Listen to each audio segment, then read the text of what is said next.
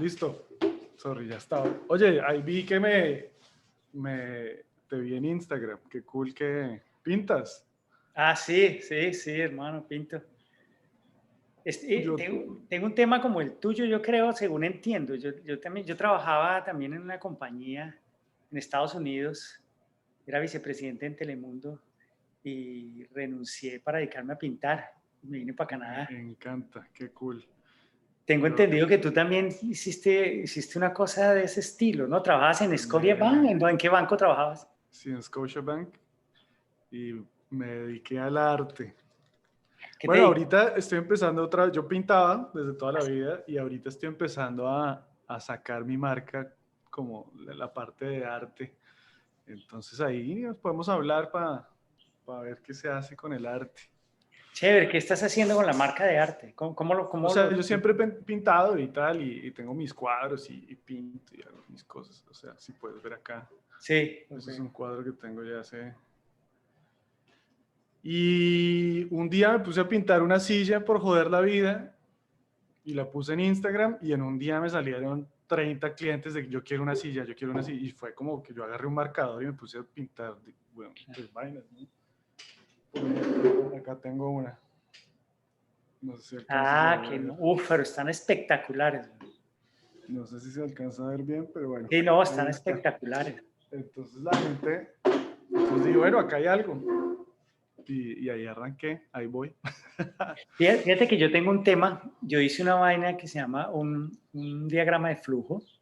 donde tengo el tema que soy yo, o sea, Tamayo Artis es el artista, y de ahí entonces lo divido y tengo Tamayo Artis cuadros, o sea, los cuadros que yo imprimo, ¿cierto? Que tengo también, es que, no sé si Sí, ya los vi, ya los chismoseé, claro que sí, tengo ahí, buenísimos. entonces tengo los cuadros, y de ahí dije, bueno, listo, estos cuadros se convierten en diseño de ropa, ¿cierto? Tengo un tema de diseño de ropa, diseño de cosas para casa, como tu silla, por decir algo, diseño de cosas para la casa, y de ahí dice galerías, y de ahí de galerías se divide a criptoarte o OpenSea, no sé si has visto todo Sí, ese sí, sí. tema de OpenSea, y ahí entonces divido y ahí tengo como todo organizado como una empresa, pues porque al Buenísimo. final yo vengo de ese mundo empresarial.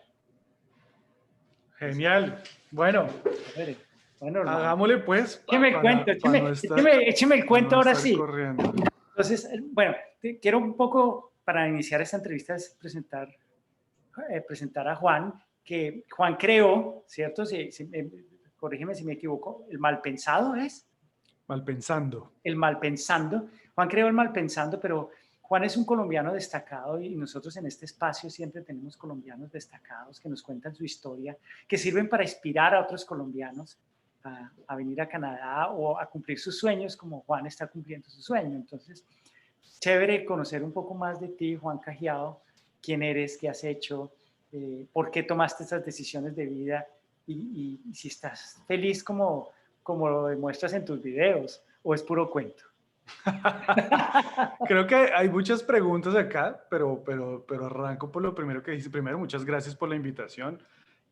Segundo, esto me halaga mucho cuando dicen una historia de éxito, una sobresaliente, lo que sea, pero creo que todos los seres humanos tenemos historias increíbles de éxito, así sintamos que estamos fracasando, porque creo que, de hecho, yo tengo un podcast que se llama Conversaciones Clandestinas, donde el concepto principal es que fracasar puede ser lo mejor que te puede pasar.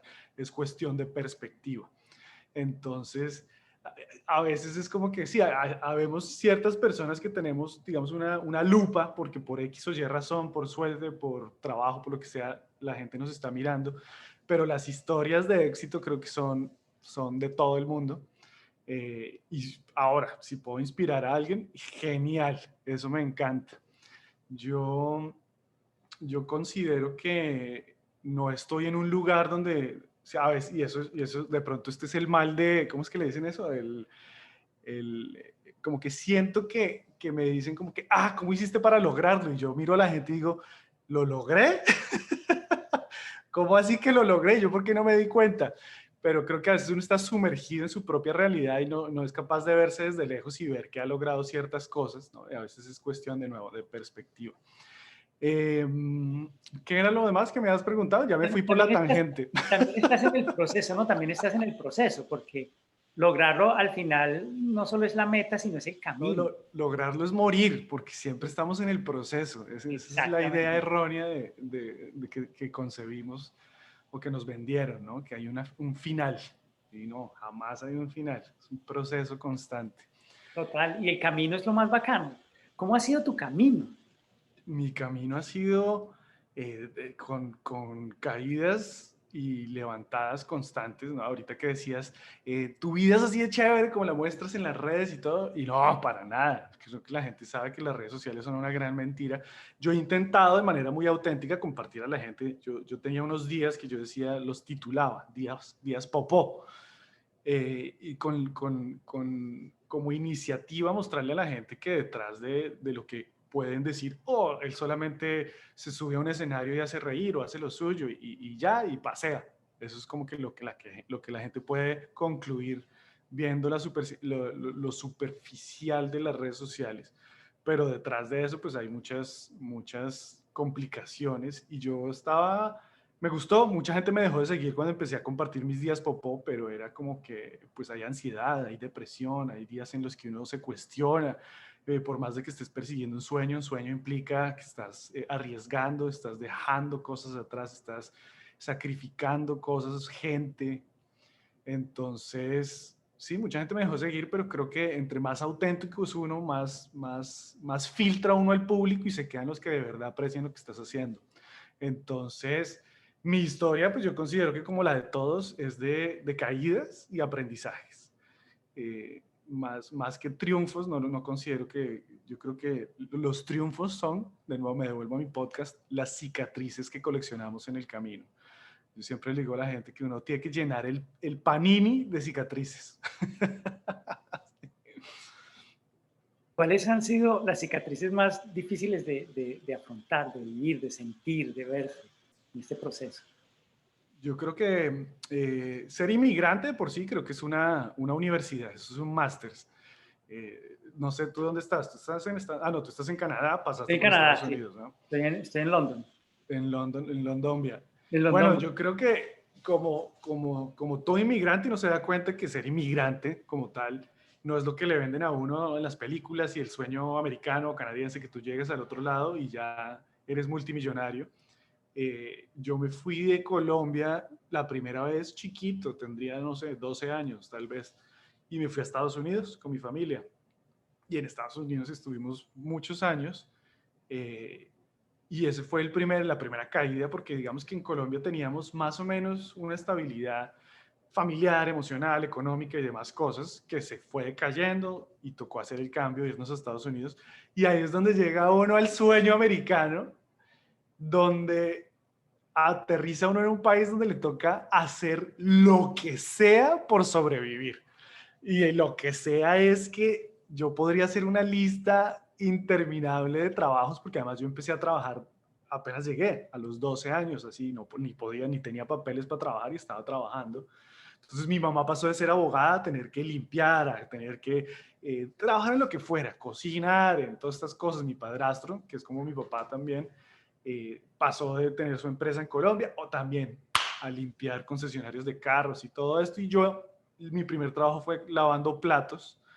Niño, bajo cuerda.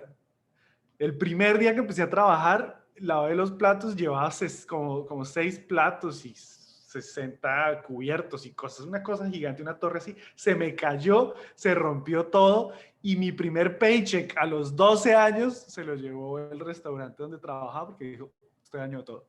Entonces ahí empezó una serie de historias como inmigrante donde eh, primero que no es para todos, ser inmigrante no es para todos. Entonces, primero es un filtro donde mucha gente dice, yo no puedo con esto.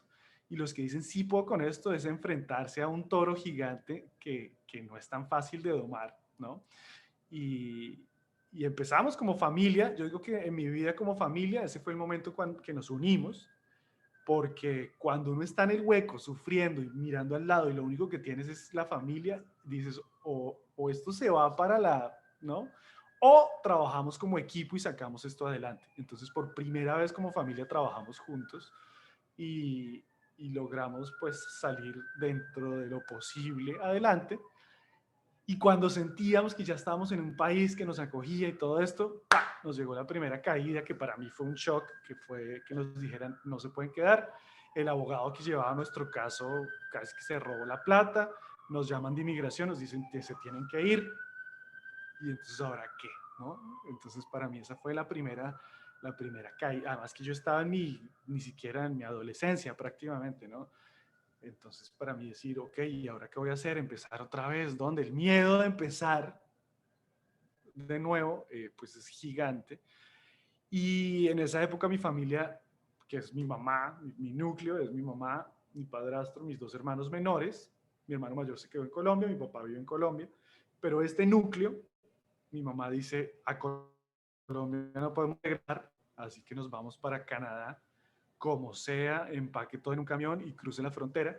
Y mi papá desde Colombia sí me dijo como, pues usted no sabe a qué va a llegar allá, a Canadá, entonces usted vuelva hacia Colombia a estudiar acá, porque ya estaba por terminar y entrar a la universidad y todo esto. Entonces, ahí viene, no solamente me dijeron no se puede quedar en Estados Unidos, donde ya había creado todo un ecosistema, sino que ahora me separé de mi familia, de mi núcleo, porque mi mamá, mi padrastro y mis hermanos se vinieron a Canadá, yo me fui a Colombia y nos despedimos sin saber cuándo nos íbamos a volver a ver, ¿no?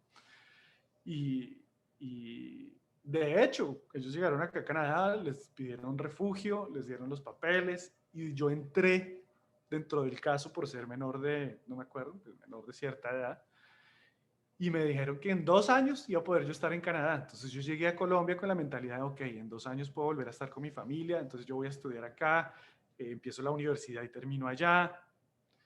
Y 2 años se convirtieron en 3 años, en 4 años, en 5 años, en 6 años, en 7 años, en que no me salieron los papeles. No volví a ver a mi familia en más de 8 años. Y yo me gradué de la universidad, estudié diseño industrial, luego hice una maestría, o sea, me fui a Cuba, hice un diplomado, todo esto a la espera de venir a Canadá. Y solamente el día que yo ya dije, yo ya no quiero a Canadá, ya no quiero saber nada de Canadá, me llamaron y me dijeron, acá está su residencia. Y claro, yo entré en lágrimas porque yo decía, pues, ok, es lo que siempre he anhelado, mi familia, mi núcleo, lo que más amo, pero yo ya tengo mi vida hecha acá, yo a qué me voy a ir a Canadá. Entonces eso fue, entonces otra vez caigo en esa dicotomía de decir, ¿y ahora qué demonios hago? Empezar de ceros una vez más, porque ya empecé cuando me fui a Estados Unidos, después crecí en Estados Unidos, me devolví a Colombia a empezar de ceros, que a pesar de que era mi país, pues yo ya era ajeno, yo ya no conocía ni la cultura ni la gente que yo había dejado, yo era chiquito cuando me fui, entonces empezar otra vez de ceros. Después yo decía, otra vez, yo sé lo difícil que es empezar, yo sé lo difícil que es ser inmigrante, yo sé que ser inmigrante es desatarse de la trayectoria profesional, las conexiones, olvidarse del título que uno tiene y otra vez entrar en modo supervivencia. Pero aún así yo dije, bueno, no, una aventura más. Y dije, me voy a Canadá, vendí todo, había montado una empresa, vendí la empresa, vendí la novia, vendí todo lo que tenía y dije, bueno, me voy a ver qué hago en Canadá. Sin avisar además, porque yo no le dije a mi mamá que me habían salido los papeles. Ella, no, ¿cuándo será? Así, ¿no? Siempre con nostalgia, ¿cuándo será que nos volvemos a ver? Y coincidencialmente a mí me llaman de inmigración en mayo del 2011, no mentiras, como en abril del 2011, y me dicen acá está su residencia, por ende tiene que irse a residir. ¿Sí? Usted no se puede quedar con residencias y si no va a ir a vivir allá. Entonces me tocó tomar además le dan a uno un tiempo límite, o sea, dan 10, en 2 meses le tocó resolver. Y yo le dije a mi mamá, yo no le dije nada a mi mamá, me llamó, ¿me escuchas? Me sale que mi internet está como bajito. Sí, sí, a veces se cogen un poquito, Entonces, está perfecto. ¿yo qué? Yo compré un tiquete, llamé a una agencia de viajes y me dijeron, listo, su tiquete queda para el 10 de mayo. Y yo, listo, no se diga más. Luego mi mamá me llama y me dice, hijo, imagínate que, no, me llama la agencia de viajes y me dijo, no, hubo un problema y hay que cambiarle el vuelo para el 11 de mayo. Y yo, ok, no importa, pues un día más. Y a los 5 minutos me llama mi mamá y me dice, hijo, nos van a dar la ciudadanía y la ceremonia es el 11 de mayo. Y yo dije, no puede ser esta coincidencia tan grande en el universo. Entonces yo no le había dicho nada y yo dije, pues, que sería increíble llegar allá durante la ceremonia de ciudadanía y llegar yo. Entonces así lo intenté hacer, no alcancé a llegar a la ceremonia porque era en London, yo llegaba a Toronto y mi primo me recogió, corrimos, volamos, no alcanzamos a llegar a la ceremonia, pero sí como al brindis después de... Y entonces le digo a mi primo, entre, grabe este momento, dígame dónde están y yo entro. Listo. Y él entró, miró dónde estaba, mi padrastro estaba a un lado con mis hermanos, mi mamá estaba al otro lado y me dijo, listo, están acá. Y yo entré y primero me paré enfrente de mi padrastro y él me miraba y seguía hablando con mis hermanos y me volvía a mirar. Y seguía hablando con mis hermanos y me volvía a mirar, como que no entendía quién era yo, qué estaba haciendo, como que no le cuadraban las fichas. Hasta que me vio bien, entró en pánico, empezó a gritar, le decía a mi mamá, gorda, gorda, gorda. Mi mamá no sabía qué estaba pasando, los gritos eran tan estremecedores que mi mamá, ¿qué pasó? ¿Qué pasó? Y entró así en pánico también y me vio y se desmoronó, se puso a llorar, empezó a gritar, my son, además gritaba en inglés, ¿no? Porque era la ciudadanía canadiense. My son, y todo. Y ahí llegó el juez, no entendía qué pasaba y vio que nos abrazamos. El tipo se subió al escenario otra vez, el juez, y le dijo a todo el mundo, vean, esto que está sucediendo en este momento es el sueño canadiense, que volvamos a unir a las familias. Y eso para mí fue como que, oh, qué lindo, qué chévere. Amé ese momento, pero luego al otro día me pegó la realidad. Ok, estoy en un nuevo país, no soy nadie, ahora ¿qué hago? Entonces otra vez mi vida se rompía en dos en, ok, sí, yo tengo mi educación y todo esto, pero ¿qué? ¿Acá quién soy? Nadie. Así que otra vez en London empecé a trabajar en lo que se pudiera. Afortunadamente, digamos que ya traía unos skills, unas cosas, herramientas que me permitían hacer más de lo que podría hacer antes.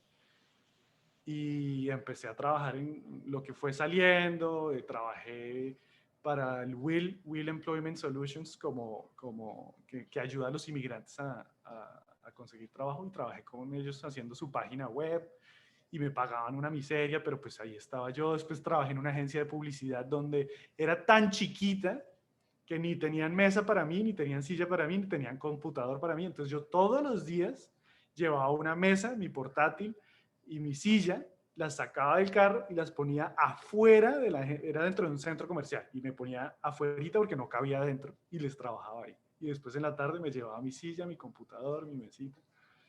Fui profesor de arte en un colegio musulmán, entonces le enseñaba, que fue rarísimo, porque pues una cultura ajena, yo era el único no musulmán, le daba clase a los niños y a las niñas por separado, a las niñas no las podía mirar, como que no podía establecer una conversación con una en particular, sino hablar a todo el salón, pero fue muy bonito, ¿no? Entonces di clases de arte, y así sucesivamente, ¿no? Fui haciendo, hasta que un día dije, no, ahora tengo que irme a Toronto, porque ya London me pareció muy pequeño, y dije, tengo que buscar unas oportunidades más grandes, y me vine a Toronto tocando puertas, literalmente imprimí 200 hojas de vida y me fui puerta a puerta. Hola, acá hay alguien, ¿están buscando trabajo? No, ¿puedo dejar mi hoja de vida por si sale algo? No, ok, siguiente puerta. Hola, ¿están buscando trabajo? ¿Tienen trabajo? No, ¿podría dejar mi hoja de vida? Sí, ok, acá está. Hola, y así, acá están buscando trabajo, sí, pero no eres tú, no importa. Y así me fui por todo lado y buscando cómo abrirme puertas. Eh, y bueno, hasta que terminé en ILAC, seguramente ustedes están familiarizados con ILAC, o no sé si están familiarizados con ILAC. Y ahí uno de los dueños era colombiano y escuchó mi historia y todo, dijo, bueno, yo tengo un trabajo acá, necesitamos más experiencia que la que tú tienes, pero pues si nos demuestras que puedes, acá te quedas. Y, y entré en ILAC, primero ¿no? Entré como en periodo de prueba y fui el director de marketing en ILAC. y a la semana me dijeron, ok, tu primer trabajo grande es tienes que irte a Chile a dar una conferencia para 300 personas. Y entré en pánico, yo sufro de pánico escénico, a pesar de que enseño hoy en día, ¿no? Tengo una escuela de comedia y oratoria, y hago comedia y doy charlas y dicto talleres y todo esto. Entonces la gente diría, no, este tipo se desenvuelve súper fácil en frente a un público. No. Entré tanto en pánico que me dio un ataque de ansiedad y estrés y me enfermé. Fui a Chile, hice la cosa, todo bien, volví y cuando volví como que mi cuerpo dijo, ok, ahora sí sucumbí. Y fui al hospital porque me sentía muy mal y me dijeron, tienes shingles, que es como la etapa 2, no sé cómo le dicen en Colombia, culebrilla, algo así, yo no me acuerdo, pero es como la segunda etapa de la varicela, que puede ser mortal, tal punto que me encuarentenaron, entraba el doctor así con traje de astronauta, y todo eso fue por el estrés y la ansiedad de ese primer trabajo que me pusieron a hacer. Trabajé en ILAC un poco más, como 2 años por ahí, y ya después de eso viajaba mucho y ya no podía seguir viajando porque para poder ser ciudadano tenía que cumplir cierto tiempo acá. Entonces me tocó cambiar y cuando cambié empecé a buscar y a buscar y cuando uno está buscando trabajo, uno hace 10 tipos de hojas de vida y uno manda así como si por la ventana a ver qué pesca, porque al comienzo uno empieza muy exclusivo, ¿no? Como que, este es el que me cuadra, pero ya después no te dan ningún trabajo y uno lo que sea que está buscando. Yo le hago lo que, arquitecto, no importa, yo soy ingeniero, hágale, ¿qué está buscando? Y entonces empecé a mandar hojas de vida por todo lado. Y en Scotiabank tenía varios conocidos y me decían, acá hay muchos latinos, acá hablar español es un asset. Entonces empecé a aplicar y aplicaba a puestos muy como para empezar, como para meter el pie en la puerta, como dicen por ahí. Y nada, y no me respondían y nada en lo absoluto.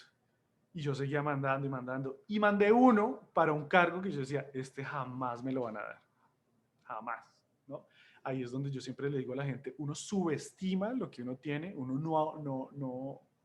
A veces la gente desde afuera ve más el talento de uno que uno mismo. Entonces, todos estos puestos rasos que yo aplicaba, nada. Y este que estaba por encima o sea, para mí yo decía, eso está fuera de mi alcance, pero pues que ahí va, sin ánimo de nada. Y de ese sí me llamaron.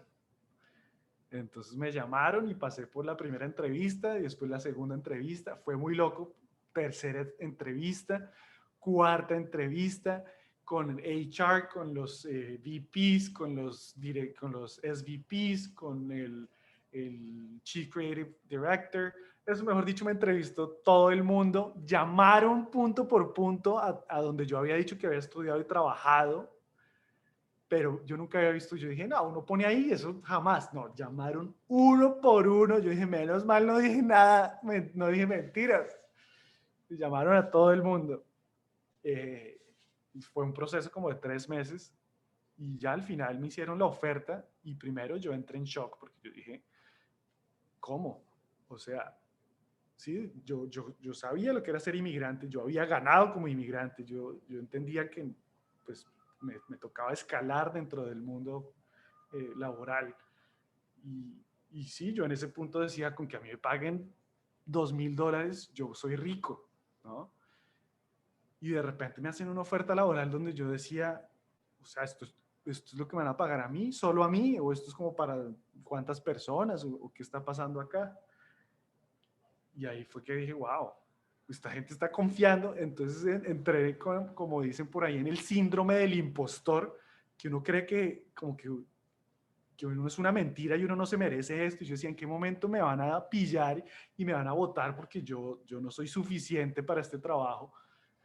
Y entré ahí con ese miedo, con el miedo de todos eran mayores que yo, mucha gente mayor que yo con MBAs y todo me reportaba a mí. Y yo decía, ¿yo qué? O sea, esta gente que ve en mí están locos, seguramente es una broma. Y entré en Scotiabank con ese miedo y poco a poco me lo fui quitando y me di cuenta que yo aportaba cosas muy cool, que a pesar de que yo no llevaba los años que podía tener una persona que ya estaba establecida acá en Canadá, eh, acá hay algo muy bonito y es que los equipos son multidisciplinares y buscan diferentes puntos de vista y, y vale más que un título lo que tú traes a la mesa. Y creo que yo fui muy claro en el momento que me entrevisté con ellos y puse sobre la mesa, yo les dije, vean, yo no soy perfecto, yo vengo a aprender, pero traigo un montón de cosas que sé que puedo aportar. Y eso fue lo que contó más, como que, y me lo dijeron, el hecho de que usted haya dicho, todo el mundo dice, yo soy perfecto para el cargo, y yo llegué y les dije, yo no soy perfecto, vengo a aprender, pero tengo cosas que yo sé que son increíbles que puedo aportar acá. Y por eso me dieron el puesto. Y ahí empecé en Scotiabank como gerente senior de marca, entonces manejaba la marca de Scotiabank a nivel Latinoamérica, toda Latinoamérica y el Caribe pasaba por acá, excepto Canadá, ¿no? Todo lo que tenía que ver con radio, televisión, páginas, todo lo que tenía que ver con marca, pasaba por mi equipo. Y de ahí me moví un poco, abrí el equipo de marketing dentro de recursos humanos para retención, para la marca, de la cultura interna del banco. Y ya cuando yo me sentía que estaba en la cúspide pues del inmigrante, me sentía, a pesar de que me iba muy bien laboralmente, no me sentía lleno. Y ahí fue donde empecé a ver qué posibilidades existían de renunciar y de hacer lo que yo me apasionaba, que era hacer comedia. Y pues sí, un día me lancé y dije, o sea, sí, gracias por la plata, gracias por el título, me siento increíble, me siento más que los demás porque uso corbata y mi ego se ha alimentado bastante bien, pero definitivamente no me siento lleno. Y ¿Qué comedia, Juan? decidí ser pobre y dedicarme a la comedia. ¿Por qué la comedia? ¿Por qué la comedia? Eh, yo sufro de pánico escénico, mal, toda la vida. En la universidad perdí un par de clases porque el examen final era una presentación oral.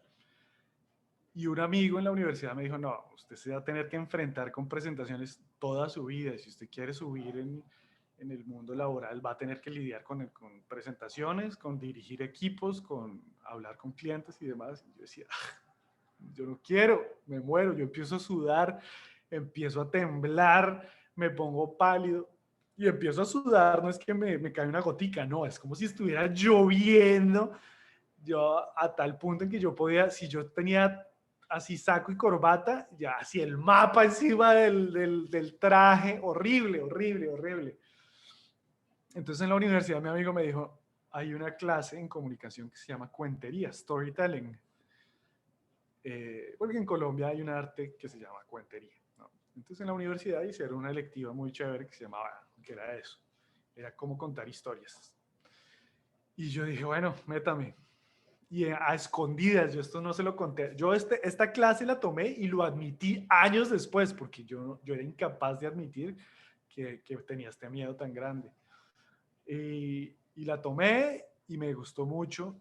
Y mi amigo que me metió ahí me dijo, ok, ahora vamos a ir a un espacio de cuentería, que son espacios al aire libre donde cuenteros de verdad, eh, pues hacen un círculo, llaman a la gente y empiezan a contar sus historias. Y me dijo, esa es su graduación.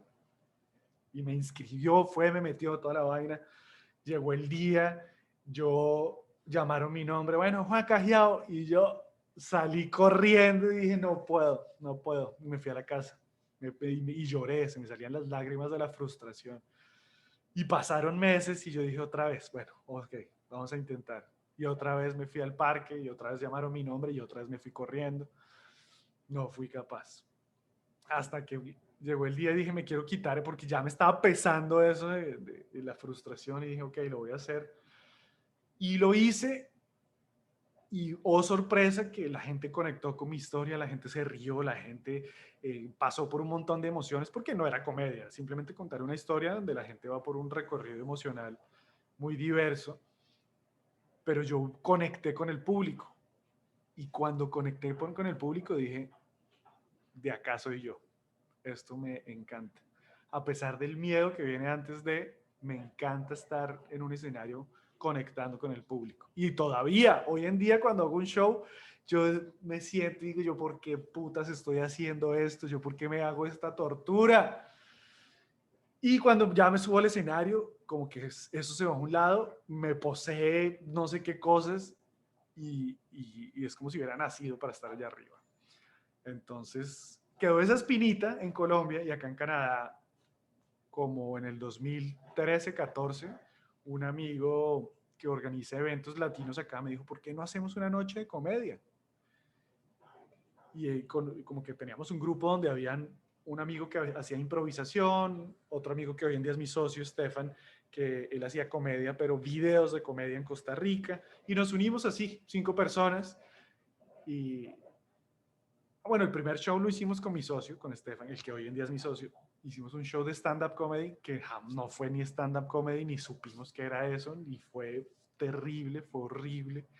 La gente le gustó, pero nosotros nos bajamos y decíamos, ¿qué acabamos de hacer? Dios mío. Pero a la gente le gustó. Entonces dijimos, démosle un segundo chance a esto. Y entonces ya volvimos a hacer un segundo show, mejor estructurado, y fue más gente. La primera vez fueron, no sé, 10 personas, la segunda vez fueron 20. Y dijimos, wow, acá hay algo y nos gustó, y ahí se unieron otros 3 y creamos la primera movida, el Club de Comedia, como se llamaba en ese momento, Club de Comedia Malpensando. Y empezamos a hacer un show cada 2 meses, un show cada 3 meses, y la gente pedía más en español, porque obviamente nosotros, a pesar de que todos hablamos inglés bien, eh, no había comedia en español. Entonces dijimos, hagamos eso. Y un show cada 3 meses se volvió cada 2 meses, cada mes, cada 15 días. Luego empezamos a ir a Montreal, empezamos a ir a London. En London tuvimos el primer show que fue, no sé, 200 personas. Despedazamos a tal manera que todos salimos y dijimos, tenemos que dedicarnos a esto, porque esto está increíble. Y ahí, después de ese show, mi socio, hoy en día socio, también trabajaba en Scotiabank. Y yo siempre que nos bajábamos de un show, yo decía, renunciemos. Yo me quiero dedicar a esto. Y el man, no, ¿cómo se le ocurre que vamos a renunciar? Todo el mundo está luchando por llegar a tener un trabajo como el que tenemos nosotros. Nuestras familias están orgullosas. Estudiamos un montón, invertimos tiempo, dinero y demás cosas para poder llegar a estar acá. ¿Cómo vamos a renunciar? Y yo, bueno, no. Otro show y yo, renunciemos, que esto es lo que tenemos que hacer. Hasta que un día yo le dije, yo sí quiero renunciar, yo quiero darle la oportunidad a esto. Y él me dijo, ok, hagamos algo, yo tengo que cumplir con el tiempo de mi ciudadanía. Ese día que cumpla con el tiempo de trabajar acá para aplicar a mi ciudadanía, renunciamos. Y tal cual, renunciamos y pensamos que íbamos a ser ricos y famosos al otro día y no. Nos dimos un estrellón gigantesco con la realidad, y es que cuando uno se dedica a su pasión, uno cree que solamente tiene que hacer su pasión. Entonces, si a mí me gusta la comedia, solo quiero hacer comedia, pero es una mentira. Cuando montas tu propio negocio, terminas trabajando más que cuando trabajas para una empresa. Más. O sea, no le alcanza a uno el tiempo, porque empieza uno a darse cuenta de que, ok, ¿quieres hacer comedia? Ok, organiza el evento, vende el evento, factura, ¿no? Ahora tienes que hacer una empresa para poder facturar, para poder pagarte un salario. Y empiezas a ver que la parte administrativa termina siendo el 90% de tu pasión, y realmente haces el 10 o menos del tiempo lo que querías hacer, ¿no? Entonces es un estrellón gigantesco. Pero lo valía la pena porque era como dedicarse a alimentar algo propio y crear un bebé. Entonces, a los primeros meses no teníamos ni con qué pagar la renta, literalmente no, yo me estaba comiendo mis ahorros. Y fue un año, yo creo que un año donde fue una caída así libre, económica, horrible, pero yo creo que como en todo, ¿no? El que aguanta y persiste es el que la saca adelante. Y ahí nos quedamos dándole, haciendo comedia, haciendo shows. Un día nos dijeron, oiga, ¿y ustedes no enseñan eso? Y nosotros, claro, por plata, nosotros decíamos lo que fuera. Obvio. Listo, no, chévere, ¿y van a hacer alguna clase o algo? Y nosotros, claro, ya lo teníamos en mente. Y nos fuimos y bueno, ¿ahora qué vamos a hacer? ¿cómo hacemos? Hagamos un taller, listo, pero que no tenemos ni idea. Entonces hicimos un taller hacia la deriva, se metieron como 8 personas, estuvo increíble, pero nosotros estábamos improvisando todo lo del currículum, pero fue tan cool que dijimos, no, si lo vamos a hacer, hagámoslo bien. Entonces nos metimos a estudiar sobre comedia, a estudiar sobre improvisación, sobre artes escénicas, a leer mucho al respecto y a fracasar encima sobre el escenario muchísimo, que nos enseñó un montón. Y con base en esto creamos la escuela de comedia y oratoria de Malpensando. Al comienzo enseñábamos solamente comedia, después nos dimos cuenta que la gente, el 90% de la gente en el mundo sufre de pánico escénico y quisiera aprender a comunicarse mejor, tanto socialmente como profesionalmente. Y todos, la mayoría de gente sufre de este mal a tal punto que las estadísticas dicen que la gente prefiere estar muerta que morirse, que subirse a un escenario a hacer una presentación, que en un velorio prefieren estar en el ataúd que dando el discurso, tal cual. Entonces dijimos, ok, acá hay algo interesante y es que podemos enseñarle a la gente a comunicarse y utilizamos la comedia como excusa para enseñar.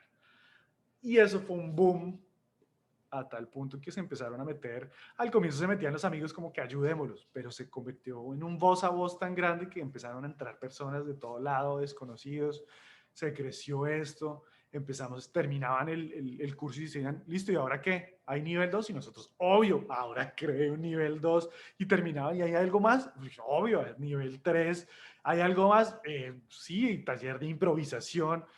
Entonces empezó a haber una movida muy grande alrededor de la comedia, no porque la gente quisiera ser comediante, sino porque encontraban un espacio seguro donde, por un lado, explorar cómo comunicarse mejor, y para comunicarse uno mejor con el exterior, primero tiene que aprenderse a comunicar con uno mismo. Entonces es un ejercicio de introspectiva gigantesco.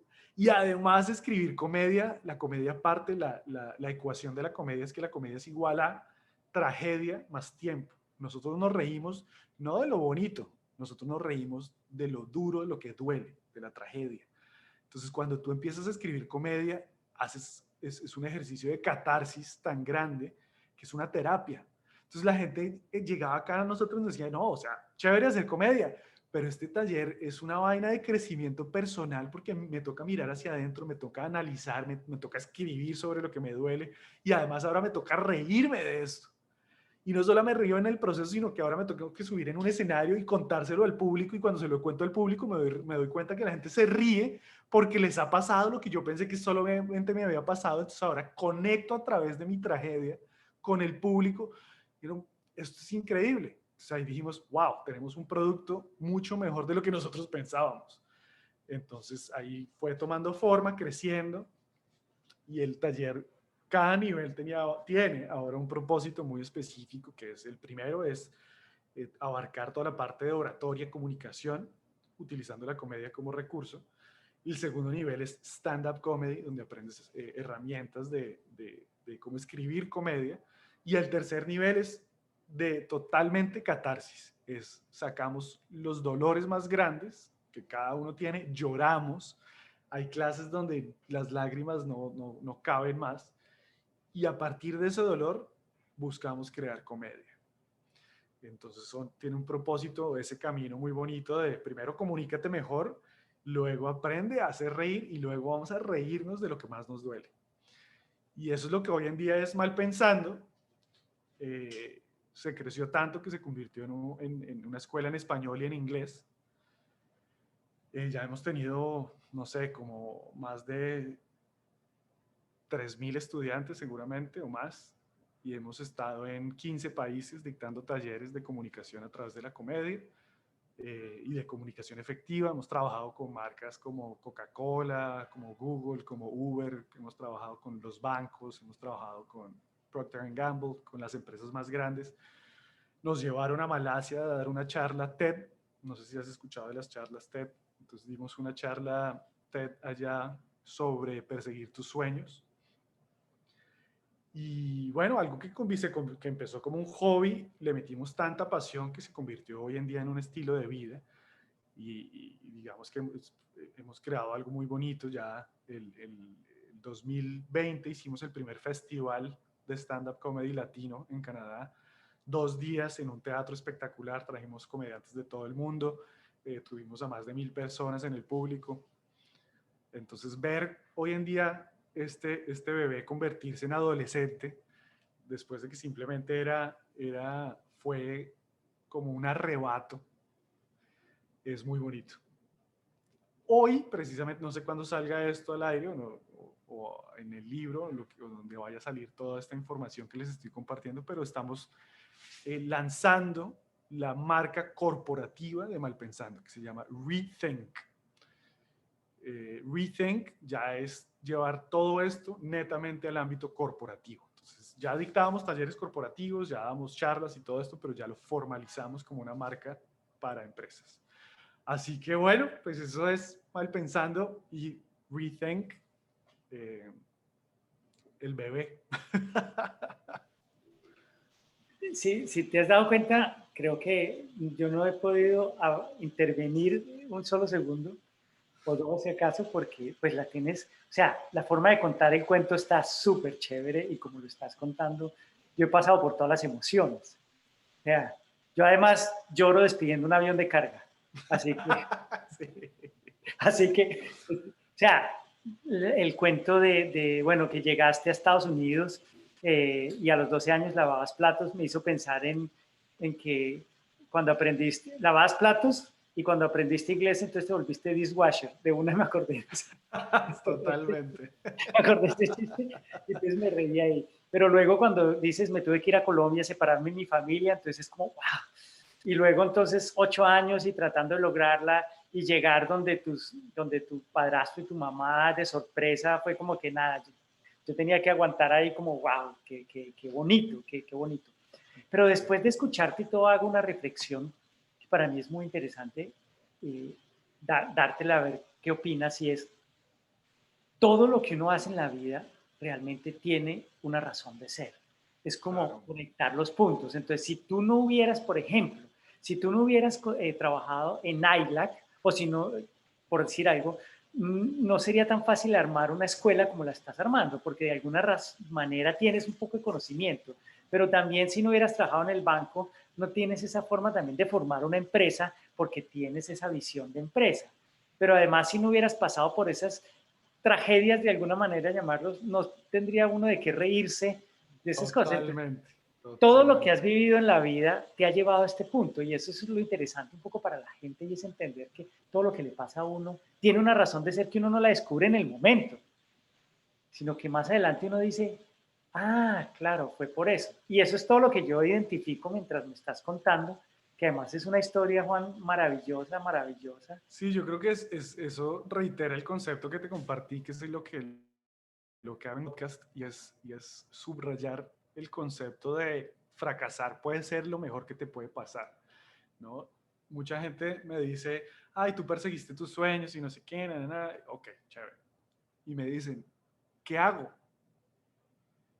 ¿Cómo persigo mis sueños? Entonces, pues, ¿qué es lo más difícil de perseguir tus sueños? Dos cosas. Por un lado, saber qué quieres perseguir. Mucha gente no sabe qué quiere perseguir. Y después el segundo paso, que es el más difícil, pero el más simple, es soltar lo que estás haciendo e irte allá de cabeza, ¿no? Entonces, creo que el segundo es difícil, más por psicológicamente nos ponemos muchas trabas, ¿no? Salirse de la zona de confort es bien complicado, pero es más simple de lo que cuando uno lo hace ya te das cuenta que hacer las cosas con pasión llevan a lugares increíbles. No significa que vas a ser millonario, no significa que te va a ir bien de una vez, pero significa que lo vas a hacer con amor y uno entregar su tiempo, que es un intangible que nunca vas a recuperar. Haciendo algo que te apasiona, vale la pena, más que la plata. Entonces ese lado, ese punto 2 creo que es más simple de lo que uno se imagina. El punto 1 es un poco más complejo. El qué hago, es que no sé cuál es mi sueño, no sé cuál es mi propósito, no sé. Y lo que yo le digo a la gente siempre es haga. Me dicen, pero haga qué, ¿qué hago? Yo simplemente haga todo lo que pueda hacer. Todo lo que usted jamás se imaginaría que, porque fue lo que a mí me enseñó y es que hice tantas cosas, hice tantos trabajos, hice tantas, no divertidos, chéveres, feos, horribles, de todo tipo, pero en cada uno, como dices tú, va uno armando un rompecabezas que con el tiempo y con perspectiva dice, ah, todo eso me ayudó a crear un cimiento gigantesco que uno no lo ve sino con el tiempo, ¿no? Entonces, yo a la gente le digo, haga. No, es que no sé qué, no, es que no he estudiado nada, no importa, haga, ayude a alguien. ¿En qué lo ayudo? En lo que sea, en llevarle las bolsas a la casa, en que se le enfermó, ayúdelo.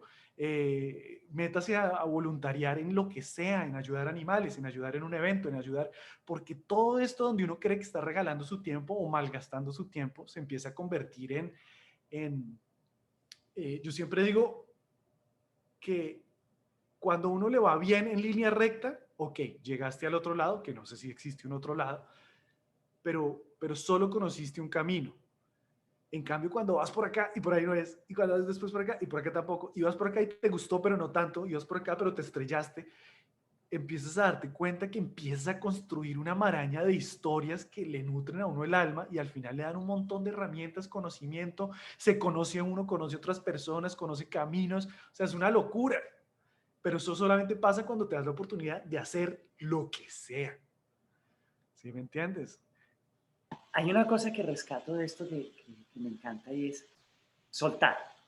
O sea, en el momento que uno suelta, la cosa funciona. Porque cuando más lo tengo ahí agarrado, que quiero esto, que deseo esto, más generas ahí en el universo, como lo quieras llamar, generas como una tensión que no deja que eso fluya. En el momento en Totalmente. que tú sueltas, pasa. Y eso es un ejemplo perfecto de lo que tú has hecho. Tú realmente has soltado. Soltaste la familia, pero la volviste a encontrar, soltaste el trabajo, soltaste cada cosa que soltaste, cuando regresaba era mucho más grande. Esa es un poco la sensación que me queda de escuchar. Sí, yo, por ejemplo, ahorita que yo veo que eres artista, pintas. Yo amo pintar, es mi hobby. eh, y siempre en las charlas que doy hago una analogía y es que muchas veces cuando uno está pintando, uno tiene su lienzo y ese lienzo uno le da y lo pinta y como que todavía no le gusta y le echa más pintura y más trazos y lo voltea y pasa un día y pasan 10 días y pasan 3 meses y uno como que no le encuentra, no conecta, lo tacha todo y vuelve y arranca y se frustra y uno dice, no, ¿será que no soy? Se cuestiona y gastas tiempo en este lienzo. Y yo le digo a la gente, a veces es tan simple como mirar hacia el lado y ver que hay otra infinidad de lienzos esperándote a que escribas otra historia. Y uno pone este lienzo que lleva uno meses o años o lo que sea intentando solucionar, lo pone al lado un momentico y agarra un nuevo lienzo, lo pone enfrente. Y a veces uno empieza y en 5 minutos logra la conexión, logra la satisfacción, logra el amor, logra lo que estaba buscando, pero estabas tan metido en que tenías que solucionar esto que no eras capaz de dejarlo ir por miedo, por defraudar gente, por qué dirán si abandono esto, por qué dirán si empiezo de nuevo, qué dirán, qué dirán, qué dirán, qué dirán. Y lo dejas ir y arrancas un nuevo lienzo y dices, wow, esto era lo que buscaba. Y después miras al lado y dices, mierda, y hay otros miles de lienzos, o sea, ¿cuántas historias puedo escribir? Entonces es cuestión de, a veces simplemente lo que tú estás diciendo me encanta y es dejar ir, porque a veces uno deja ir y se encuentra que hay un millón de posibilidades y de repente en la última dices, uy, me acuerdo de ese primer cuadro y te devuelves al primero y te lo solucionas así y dices, era lo que necesitaba. Tiempo, espacio y desapego. Total, desapego, soltar. Fíjate que yo también doy charlas, no tan divertidas como las tuyas. Trato de ser divertido, trato. Y, que, y a mí me dejan muchas cosas porque cada vez que doy una charla aprendo un montón. Eh, ¿Qué has aprendido en ese proceso de las charlas?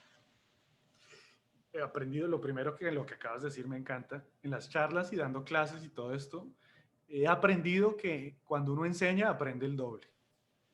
Entonces yo a todo el mundo le digo, ¿qué hace usted? Ok, yo soy contador, enséñele a alguien. Yo soy pintor, yo soy cineasta, yo, lo que sea. Cuando uno enseña, aprende más de la materia y aprende más de uno. Entonces creo que es una enseñanza muy grande. Y dando charlas, me he dado cuenta que todos tenemos una historia increíble. Todos, todos, hasta la persona que más menosprecia lo que ha vivido y dice no he logrado nada, ha logrado cosas increíbles. Lo que pasa es que muchas veces creemos que un logro gigantesco es cuando te dan un premio, cuando te dan un trofeo, cuando te dan...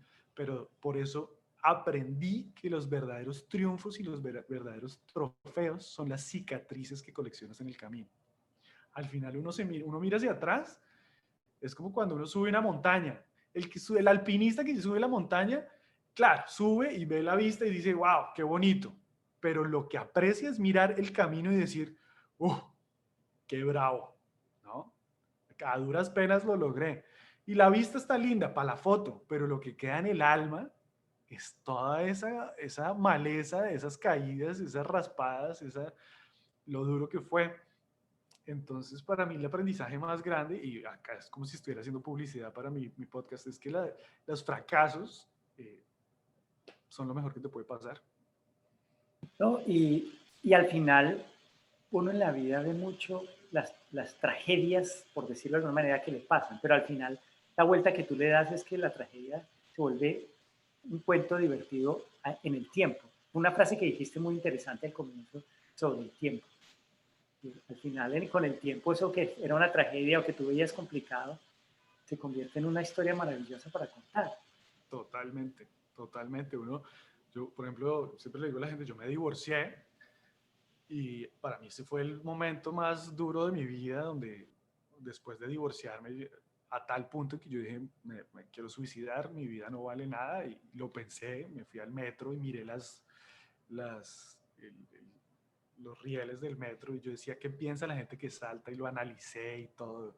No era que lo fuera a hacer, pero como que lo palpé un poco y me asusté tanto que de hecho en el metro acá hay unos teléfonos que son los suicide lines, y si tú crees que alguien va a saltar o tú estás pensando lo que sea, es como una ayuda.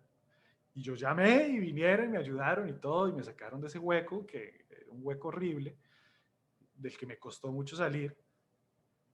Pero lo que en ese momento para mí era el fin de mi vida, hoy en día miro hacia atrás y me río.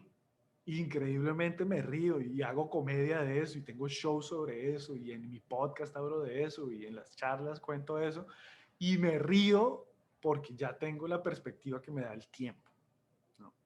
Entonces a veces uno está tan metido en el problema así con la nariz pegada a la pared que uno cree que esta pared es un muro que no puedo pasar y solo basta con dar un paso hacia atrás o dos, agregarle perspectiva y se da uno cuenta, era un murito y puedo pasar por el lado, pero solamente esa distancia que te da el tiempo te da la perspectiva para ver los problemas como son, ¿no? La historia que nos contamos. Total, Juan, total. Eres un ser humano con mucha sabiduría, ¿sabes? Sabiduría que tal vez el camino y la vida te la ha dado y has tenido la posibilidad de darte cuenta y de rescatarla, porque a veces la sabiduría para uno está ahí, pero uno como que no la voltea a mirar, ¿sabes? Creo que el ejercicio maravilloso que tú has hecho en la vida, consciente o inconscientemente, es adoptar esa sabiduría, decirle al universo o a la vida, adoptarla, bajarla y decir listo, y ponerla en práctica y mostrársela a los demás. Entonces, has logrado muchas cosas muy chéveres, nos has inspirado, hoy en esta charla me has inspirado montones, porque además me veo, como tú dices, tienes esa conexión, porque además me veo reflejado en ti, porque yo también soy artista, yo también escribo, yo también hago libretos, yo también hago charlas, pero también he tenido un trabajo, pero también estoy inmigrando y llevo 8 meses en este país, o sea, llevo 8 meses y estoy como, bueno, ¿qué hay que hacer? ¿Cómo lo hago? Entonces es chévere porque al final lo que tú dices es cierto, uno por algún lado conecta. Yo contigo he conectado como en 10 puntos y digo, wow, qué chévere. Y digo, y si Juan lo ha hecho, ¿por qué yo no lo puedo hacer? Por ejemplo, es lo Total, que uno total. siempre piensa y es lo que uno logra inspirar a los demás. Si Diego lo hizo, ¿yo por qué no lo puedo hacer? Si Juan lo hizo, ¿yo por qué no lo puedo hacer? Si tal persona lo hizo, ¿yo por qué no lo puedo hacer? Y creo que estás ayudando mucho también con el tema de la escuela y de lo que estás haciendo, porque le estás dando la oportunidad a los demás de, venga, mire que yo lo pude hacer y le puedo enseñar a usted cómo hacerlo. Entonces, chévere. ¿Cuál es, como para cerrar esta charla maravillosa, qué viene? ¿Qué viene para ti dentro de tantos lienzos? ¿Cuál es el siguiente lienzo? O si estás ya en el lienzo de la educación y de enseñar este tema y ahí vas. No, pues yo creo que me apasiona mucho el arte y creo que estoy abriendo el espacio dentro de mi tiempo que no me alcanza con todo lo que hago con Malpensando y Rethink. Estoy sacándole un tiempo al arte porque es mi forma de meditación y, y creo que siempre la escondí porque me daba miedo, ¿sí? Como que uno muchas veces, esto nos pasa a todos, uno quisiera que, como que si yo voy a ser artista o voy a ser músico, uno quiere saltarse el proceso y que uno quiere ya llegar a la cima, ¿no? Uno quiere ser perfecto, quiere tener la pintura perfecta para mostrárselo al mundo. Y eso no existe, ¿no? Uno no puede perfeccionar algo para así ahora sí lanzarse, uno tiene que lanzarse precisamente para perfeccionarlo en el camino.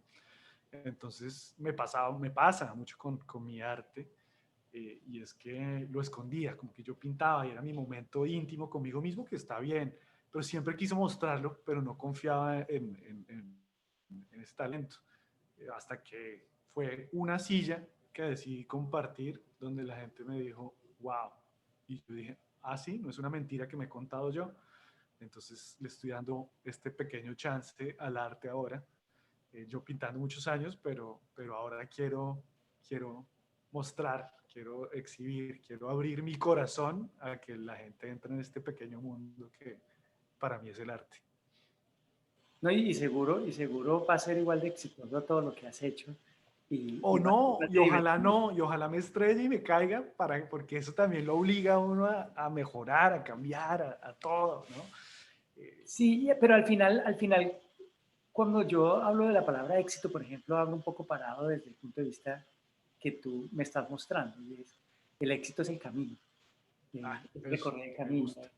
Y vas a tener mucho éxito haciendo sillas y divirtiéndote y expresándote y como el resto de cosas que has hecho, porque al final eh, lo que yo siento es, Juan es una persona plena, tal vez sí, no, eso es lo que yo veo, eso es lo que tú me generas. Y cuando tú me generas eso, yo digo, wow, qué chévere, todo es posible, porque para Juan todo fue posible, creo que todo es posible y para mí ese es el, digamos que ese es el cierre para mí de conclusiones, todo es posible, mal pensando con Juan, o sea, ¿y por qué mal pensando? Eso fue un nombre que nació así en el momentico, porque primero, si yo lo admito, soy 100% mal pensado, me encanta jugar con el doble sentido siempre. Y creo que los latinos, como éramos comediantes latinos, los que empezamos a hacer esta movida acá, de diferentes países, era muy chistoso ver que una palabra en un lugar significaba una cosa y en otro lugar era una ofensa y en otro lado era algo sexual y así sucesivamente.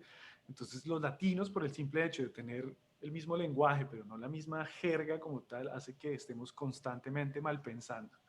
Entonces dijimos, perfecto, mal pensando. Sí, muy chévere, bueno, Juan, te voy a recomendar un comediante cuando hagas, se llama Loquillo, no sé si lo has oído. Claro, claro, yo de hecho traje a Loquillo acá a Ah, Canadá. espectacular, yo trabajé con él en Colombia y es también un ser excepcional, Sí, una espectacular. chispa increíble. Y cuando vuelvas a hacer un tema de comedia, por favor avísanos para ayudarte a promocionarlo, porque eso es chévere, ¿sabes? Generar como esos ambientes y esos festivales donde la gente se reúna y todo. Chévere, la Súper, gente se ríe. Creo que el mundo necesita reírse un poco más de sus problemas. totalmente, totalmente. Bien, pues muchas gracias por la invitación. Yo me gusta como el mensaje para cerrar, que digamos que ahorita que me preguntabas, se me acaba de ocurrir lo que más me ha servido y más he aprendido es a pedir ayuda. La gente subestima ese superpoder. Creen que la vulnerabilidad es una falencia o es algo malo y en realidad es algo de valientes. Y uno necesita ayuda tanto en los momentos malos como en los buenos. Sí, a veces uno dice, me siento triste, deprimido, ayuda. No sé qué hacer en mi trabajo, ayuda. No entiendo lo que dijeron, ayuda. Pero uno le da tanto miedo pedir ayuda que, que termina dejando pasar oportunidades increíbles de crecimiento por no saber levantar la mano y decir, necesito ayuda o quién necesita ayuda. Buenísimo, Juan. Juan Cajiado, una persona espectacular, un ser humano maravilloso, un colombiano con un camino que ha recorrido lleno de satisfacciones pero también de retos. Muchas gracias por estar aquí. Creo que hemos aprendido y mucho el desapego, hemos aprendido a reírnos de nosotros mismos, hemos aprendido a pedir ayuda, hemos aprendido a creer en nosotros mismos. Creo que ha sido una clase magistral. Menos mal fue gratis, porque si no nos hubiera costado un montón de plata. Así que, Juan, muchas gracias, de verdad. O sea, con todo mi cariño y mi corazón te agradezco esta entrevista tan maravillosa.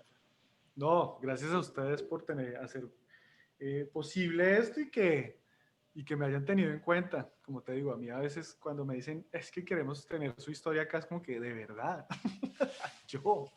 Entonces, alimenta mi ego.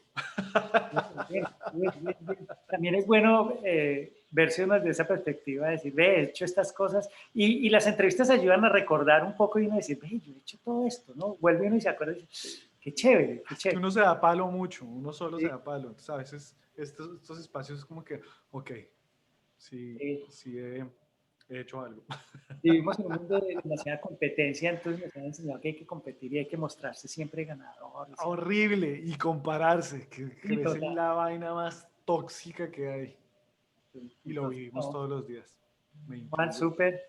Muchas gracias. No sé si ya nos despedimos. ¿Qué dice Javi No, allá? seguimos hablando. Acá nos podemos quedar todo el Sí, día. No, total. mentiras. Ya